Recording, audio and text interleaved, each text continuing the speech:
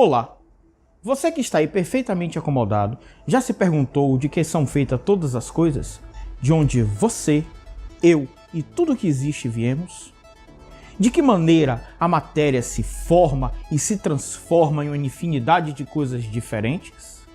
Eu sou Leandro Lopes e lhe convido a vir comigo nesse vídeo, onde veremos a menor unidade que forma a matéria e de que maneira o ser humano a descobriu.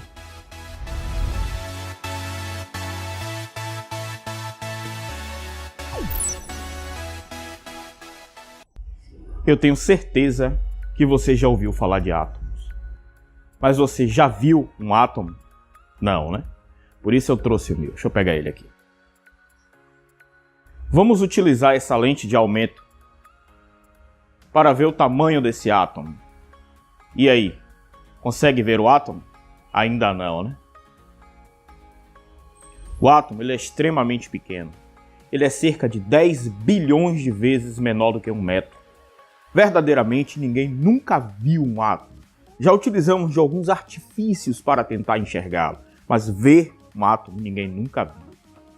Mas vamos utilizar o poder da computação gráfica e vamos ver como é o átomo, pelo menos como imaginamos que é o átomo. E aí? O que acharam do átomo? Lindo, não? Calma, garoto! Pode voltar para o seu mundo quântico. Vá, pode ir embora. Bem, a história desse carinha é interessante. Uma vez que ninguém nunca realmente viu um átomo, tudo que sabemos de átomos se refere a modelos atômicos. E modelos atômicos é algo que a gente vai desenvolvendo ao longo de que vamos acumulando conhecimento. Então esse modelo ele vai evoluindo naturalmente. Dessa forma, para entendermos a origem do modelo atômico e a origem dessa palavra átomo, precisamos fazer uma viagem. Então vem comigo. Vamos viajar. Estamos na Grécia, berço da civilização ocidental. Foi aqui que o mundo viu surgir a democracia e os maiores filósofos da Era Antiga, assim como o Partenon, uma das mais belas obras arquitetônicas do mundo antigo. Mas para falar da origem da palavra átomo, precisamos voltar no tempo cerca de 2.500 anos. Precisamente 450 a.C. Nessa época vivia dois importantes filósofos, Leucipo e seu aprendiz Demócrito. Conta a lenda que Demócrito estava relaxado enquanto cortava um graveto ao meio e discutia com Leucipo a composição de todas as coisas. Chegou um determinado momento que o graveto ficou tão pequeno que era impossível para Demócrito cortá-lo novamente ao meio. Nesse momento, tanto Demócrito quanto Leucipo tiveram uma inspiração. Imaginaram que a matéria deveria ser formada de minúsculos pontos extremamente pequenos, que eles chamaram de átomos, que vem de tomos, cortar, e a, negação, logo, indivisível. As ideias de Demócrito e Leucipo foram maravilhosas, mas no entanto eram apenas ideias. Nenhum dos dois tinha como comprovar ou testar suas ideias. Dessa forma, logo, ideias mais ousadas e funcionais nos seduziram, como a teoria dos 4 elementos propostas por Aristóteles. Leucipo e Demócrito propuseram uma nova forma de enxergar a matéria. Em vez de uma tradicional matéria contínua, eles propunham uma formada de minúsculos pontos, como quando aumentamos ao máximo o zoom de uma foto e começamos a ver os pixels que a formam. Esses minúsculos pontos seriam os átomos. Porém, Leucipo e Demócrito encontraram forte oposição na forma de ver o mundo pelos gregos. Um século antes, Tales de Mileto havia proposto que tudo na natureza era formado por um princípio material, e esse princípio primordial era a água. Da água surgiria tudo. Da água surgiria a terra pelo processo da condensação, o ar e o fogo seriam formados pelo aquecimento da água. Parece lógico, não? Tales era o que chamamos hoje de monista materialista, ou seja, que acredita que tudo era originado de uma única substância original, e essa substância era algo material. Ele foi o primeiro dentro da filosofia ocidental a propor monismo, o qual deveria seguir alguns aspectos. Deveria ser algo a partir do qual tudo pudesse ser formado. Deveria ser algo essencial à vida. Deveria ser capaz de movimento e, portanto, passível de mudanças.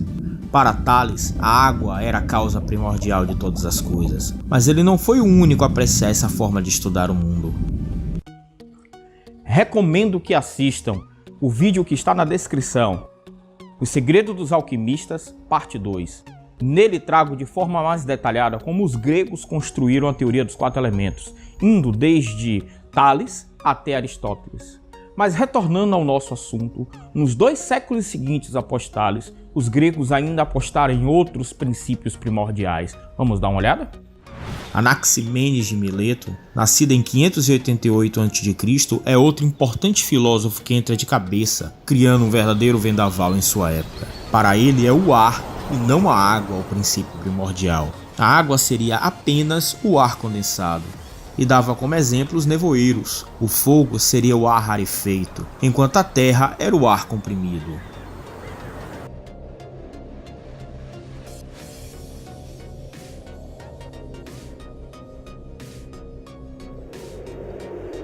Xenófane, que nasceu em 570 a.C., considerava que a terra era esse tal princípio primordial. Segundo Xenófanes, o homem veio da terra e para a terra voltará. A vida foi feita para viver na terra, porque tudo que existe na terra converge para a sua manutenção. Heráclito, nascido em 585 a.C., defende como princípio fundamental o Logos Fogo. Segundo Heráclito, esse mundo, que é o mesmo para todos, nenhum dos deuses ou dos homens o fez, mas foi sempre, é e será o fogo eternamente vivo que se acende com medida e se apaga com medida. Quase 100 anos depois de Tales, outro importante filósofo vem para colocar mais lenha na fogueira. Nascido em 490 a.C., Empédocles amplia o número de princípios para 6 e propõe que todos os objetos e seres são formados de terra, água, ar, fogo, amor e ódio. Empédocles introduz o importante conceito de elemento. Segundo ele, os diferentes tipos de materiais seriam formados por diferentes proporções dos 4 elementos. Terra, água, ar e fogo seriam mantidos juntos ou separados, em função do amor ou do ódio.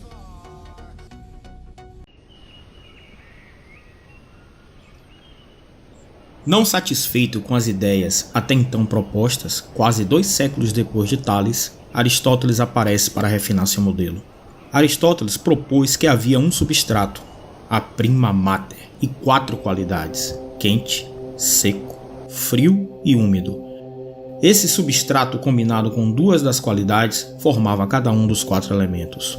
Por exemplo, a água seria formada pela combinação da prima mater com a qualidade frio e úmido. O fogo seria a combinação de quente e seco, e assim por diante.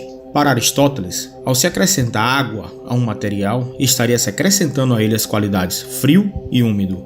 Isso poderia transformar esse material em outro, caso houvesse mudança nas proporções das qualidades. Para explicar a combustão da madeira, Aristóteles diria que ela se transformou em cinza quando a prima mater perde parte das suas qualidades quente e úmido, ou seja, perde o elemento ar, que se apresenta aqui na forma de fumaça. Resta assim frio e seco, que é a terra na forma de cinza. Aristóteles lançou os alicerces para as primeiras explicações das transformações da matéria. Suas ideias foram tão funcionais que receberam grande aceitação dos gregos de sua época. As ideias de Aristóteles, além de extremamente sedutoras, eram ousadas. Elas traziam uma nova explicação ao funcionamento do mundo natural, abandonando a tradicional visão divina por uma mais material do cosmos. Devemos muito aos gregos. Nossa forma de pensar e entender a natureza deriva deles. Se não fosse a total liberdade de pensamento que os gregos possuíam, talvez nosso mundo fosse bastante diferente do que é hoje. Tales de Mileto propõe que tudo da natureza é formado de um único elemento material, e esse elemento seria a água. Já Anaximênides se opõe às ideias de Tales e diz que não é a água o princípio primordial, mas sim o ar. Mais tarde, nós temos Heráclito, que propõe ser o fogo esse princípio primordial. Para fechar os 4 elementos, temos ainda Xenófanes, que não considera nenhum dos 3 outros elementos o princípio primordial. Para ele é a terra. o princípio primordial. E como se não fosse pouco termos 4 grandes filósofos gregos disputando o princípio material de todas as coisas, nós ainda temos Empédocles. Para Empédocles, os 4 elementos seriam os princípios primordiais de todas as coisas, sendo mantidos juntos ou separados em função do amor ou do ódio. Aristóteles aparece justamente para pôr ordem nessa bagunça.